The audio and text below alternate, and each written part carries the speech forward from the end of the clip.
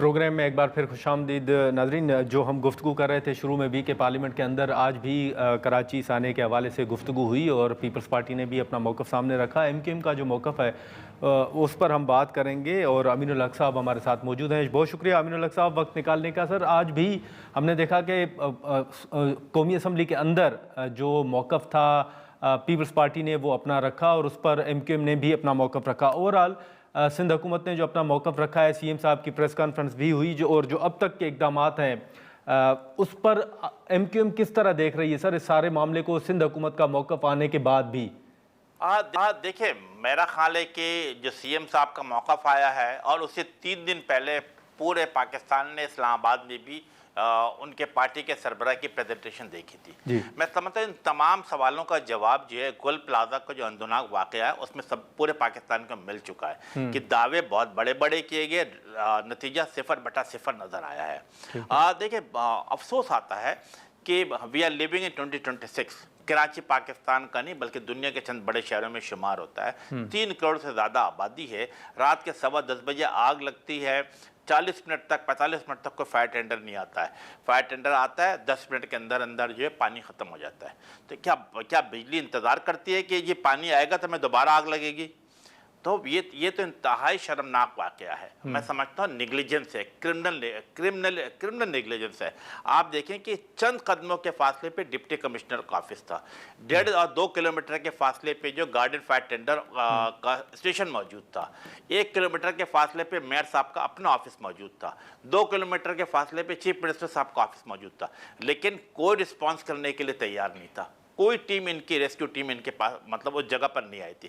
سب سے پہلے اگر کوئی پہنچتا ہے تو ایم کیو ایم کا رکن قومی اسمبلی پہنچتا ہے, گورنر صاحب پہنچتے ہیں, لیڈر آف دی اپوزیشن علی خورشیدی پہنچتا ہے. حالات کو دیکھتے ہوئے گورنر صاحب نے نیول چیف سے بات کی ہے. پھر وہاں سے فائر ٹینڈر آتے تو انہوں نے کسی حد تک آگ پہ قابو پانے کی کوشش کی ہے. تو میں سمجھتا ہوں کہ یہ جو پچھلے 18 سال سے جو پاکستان پیپلز پارٹی کے سندھ میں حکومت کرتی چلی آ رہی ہے وہ میرا حال ہے کہ اب سوال انگلی اٹھنے لگا ہے. سوال لوگ پوچھنے لگے ہیں کہ آپ کی کارکردگی کیا ہے. پلس نہ صرف یہ کہ 18 سال بلکہ اس سے پہلے انہوں نے وفاق میں بھی 5 باریاں کی ہیں, 70, 77, 88, 93 اور 2008. تو آپ نے کیا دیا اس شہر کو, اس پاکستان کے لیے کیا خدمت انجام دیا آپ نے؟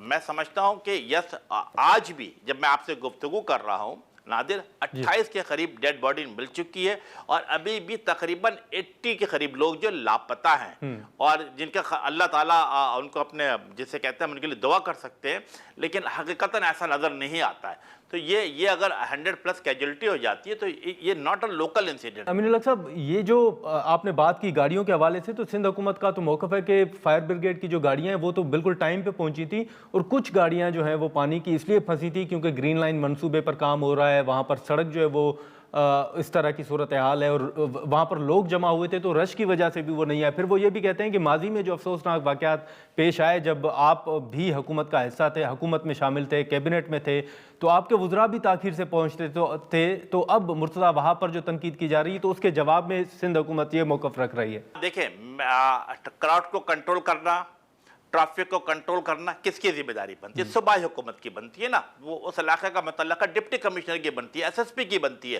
وہ لوگ کہاں تھے؟ سیٹرڈے کا دن تھا, سیٹرڈے نائٹ منا رہے تھے.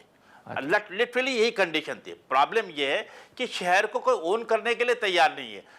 جو ڈی سی لگا ہوا, آئی ایم سوری ٹو سے کہ جو لوگ لگے ہوئے ہیں جن کی ڈیوٹی لگائی ہوئی ہے وہ کراچی میں رہتے ہی نہیں ہیں, ان کو کراچی کا ڈائنامک ہی نہیں پتا ہے.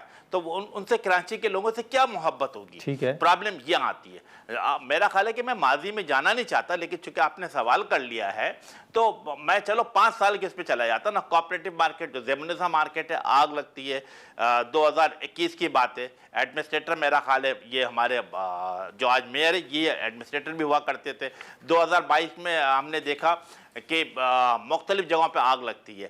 2023 میں ملینیم مال میں آگ لگ جاتی ہے, 100 سے زیادہ دکانیں جل جاتی ہیں. پھر ہم دیکھا عرشی شاپنگ مال میں آگ لگتی ہے, اس کے بعد آر جے مال میں آگ لگتی ہے. یہ تو ایک مسلسل سلسلہ چلا آ رہا اور سینکڑوں کے تعداد میں دکانیں جو جلی ہیں اور کئی میرا خیال 4 فائر ٹینڈر کی بھی پہلے ہلاکت ہوئی ہے. لیکن اسے سبق سیکھنا چاہیے تھا. اس کو ان چیزوں سے میرا خیال ہے کہ اپنے آپ کو بہتری لانی چاہیے تھی. ٹھیک ہے. لیکن چونکہ پورے کراچی کو ایک سسٹم کے تحت چلایا جا رہا ہے, پٹے پہ چلایا جا رہا ہے, تو وہ ہر ہفتے, ہر مہینے, ہر 15 دن کے بعد پیسے جمع کیے جاتے ہیں. تو میرا خیال ہے جب تک, اب تو میرا خیال ان سے پاکستان کے عوام کو, بالخصوص سندھ کے عوام کو, ان سے کوئی امید نہیں ہے, کیونکہ جو یہ کہتے ہیں اس میں عمل ہو نہیں پاتا ہے.